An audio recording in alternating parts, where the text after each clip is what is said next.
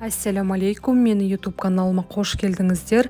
Сіздермен Рыскүл. Бүгін сіздерге осындай өте дәмді болып шығатын Шешен елінің ұлттық тағамының бірі галушкидің рецептісімен бөлісетін боламын. Каналыма тіркеліп қоюды ұмытпаңыздар. Басқа да жаңа видеоларымды бірінші болып көретін боласыздар. Бізге қажетті заттарымыз: қайнатылған сорпа, піскен ет, қара бұрыш, чеснок және де ұнымыз қажет болады. Ең алдымен бізге қамырымызды илеуіміз қажет болады. Ұнымызды салып, ыстық сорпамызды құйып, сорпамыз ыстық болғандықтан осылай вилкамен, яғни араластыратын боламыз. Одан кейін кішкене қамырымыз суый бастаған кезде қолымызбен ары қарай жалғастырып қамыр илеуге кірісетін боламыз. Қамырымызды яғни өте жұмсақ қылмаймыз, орташа қаттылықта илейтін боламыз.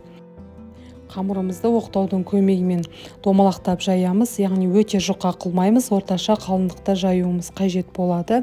Одан кейін осылай әр бөліктерге бөліп, сол бөліктерімізді ұсақтап, яғни турап алатын боламыз. Видеода көріп тұрғандарыңыздай екі саусақтың көмегімен осылай өздеріңізге тарта отырып, галушкиді жасап шығатын боламыз. Қайнап тұрған сорпамызға галушкиларымызды бір-бірден салып, осылай араластырып, бетін жауып, бір қайнағаннан кейін қайтадан араластырып, дайын болғанша күтетін боламыз. Дайын болғаннан кейін осылай бөлек ыдысымызға сүзіп алатын боламыз. Соусымызға теркамыздан өткізілген чеснок, қара бұрыш, қайнап тұрған сорпамызды құйып араластыратын боламыз. Піскен етімізді турап, осылай ыдысымызға салып әсемдейміз. Бұл тағамның ерекше әдісі: галушкиларымызды осы ортада тұрған соусымызға малып жейміз. Міндетті түрде жасап көріңіз.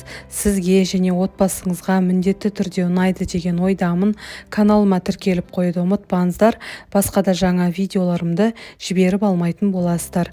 Барлығыңызға ас болсын.